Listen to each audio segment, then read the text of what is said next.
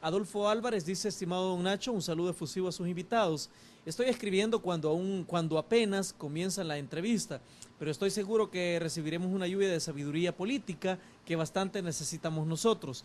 El foro de concertación, producto de los acuerdos de paz en nuestro país, no es que no haya producido nada, sino que no se conformó por intereses que ya no vienen al caso explicar.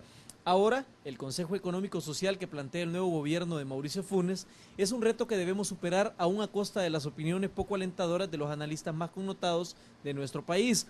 Debemos hacerlo, pero para poder ser sincero, políticamente hablando, en un país donde no se elige fiscal general y por lo que se ve tampoco se elegirán a los magistrados de la Corte Suprema de Justicia en un tiempo estipulado, las expectativas se desvanecen. Estoy seguro que cuando termine esta entrevista, don Nacho, usted podrá o pondrá toda su capacidad para promover desde su foro la conformación de nuestro Consejo Económico y Social, no para que el señor Funes se lleve los honores, sino para que algún día tengamos políticos como los invitados que tiene esta noche, dice Adolfo Álvarez. Astul Llanes dice, un saludo para ti, estimado Nacho, y para tus ilustres invitados, sobre la iniciativa presidencial de conformar esta instancia de diálogo económico y social.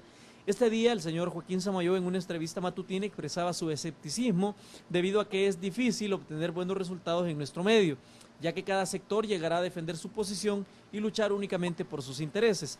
Creo que esta opinión encarna una triste realidad de acuerdo a nuestras experiencias. Sin embargo, pienso que de seguir aferrados a este paradigma, corremos el riesgo de paralizarnos o favorecer el status quo, que por ello lo mejor podría ser empezar este proceso de diálogo social en donde habrán tropiezos y problemas, pero que con una verdadera voluntad política del gobierno y de los sectores vivos del país se podrá avanzar hacia un verdadero consenso nacional que tantas veces hemos aspirado en El Salvador. Como siempre, un abrazo, dice Astul Llanes. José Luis Urquía Bermúdez dice, señor Castillo, es interesante la labor periodística que realiza 8 en Punto bajo su conducción con temas de interés nacional y con panelistas de prestigio como las personas que nos acompañan esta noche.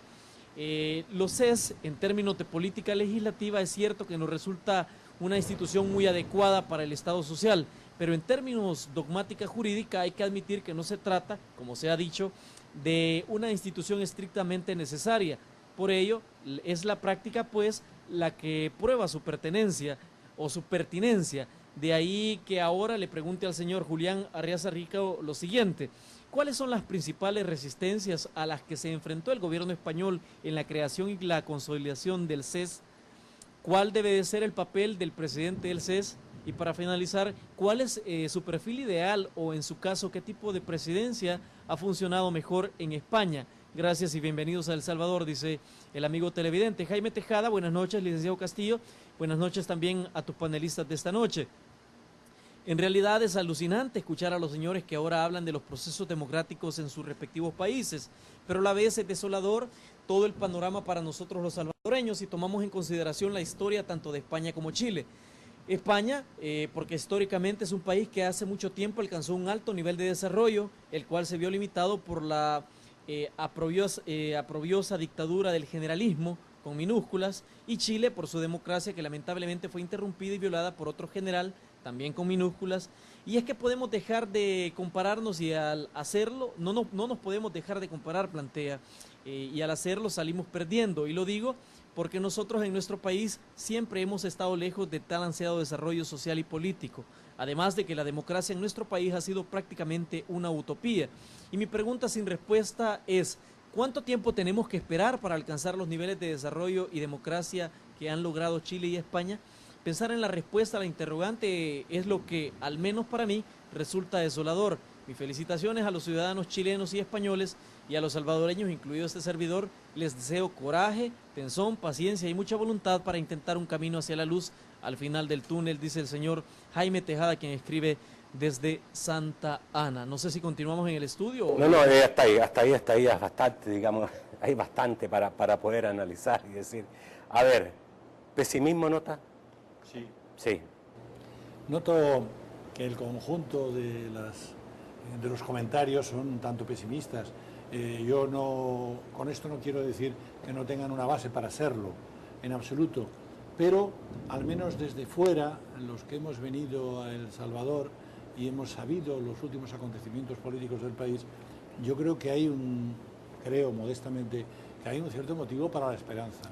Lo que no se puede es pensar que a través del diálogo social o a través de la existencia de un Consejo Económico y Social, pues se van a resolver problemas que se arrastran durante muchísimos años, e incluso en la última de las consideraciones que he escuchado, pues ¿cuánto tardaremos en equipararnos? Eso nos preguntamos nosotros en España, ¿cuánto tardaremos en equipararnos con Europa? Porque teníamos una dictadura, un retraso monumental en todos los órdenes, y al final pues no hemos llegado todavía a una equiparación, sobre todo a la Europa de los 15, pero hemos avanzado bastante. Pero en fin, yo sí quiero, porque he podido tomar nota de dos cosas muy brevemente. ¿Qué resistencias hubo en España a la creación del CES? La verdad es que no las hubo. Para ser absolutamente claro, el CES deriva de un precepto constitucional que creo que he comentado con anterioridad, y ese precepto constitucional se hace en el marco de un consenso de las fuerzas políticas, precisamente de todas ellas, las que suscribieron los famosos acuerdos de la Moncloa, que de alguna manera previeron que era necesaria la existencia de esa institución, y tuvo ese consenso. Al final se puso en marcha.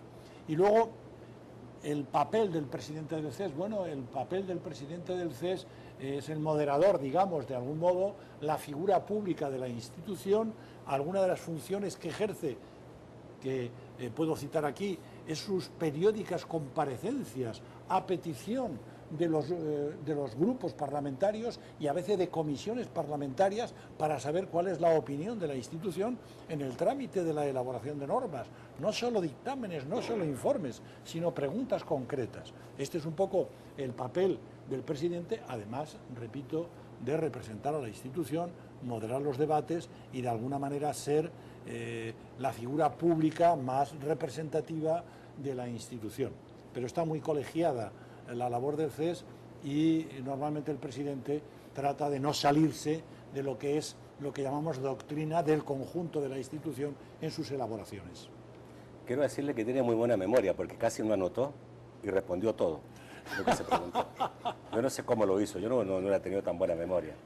Está bien. Sí. Hay una pregunta, ¿cierto? Increíble. Absolutamente, sí. Lo felicito.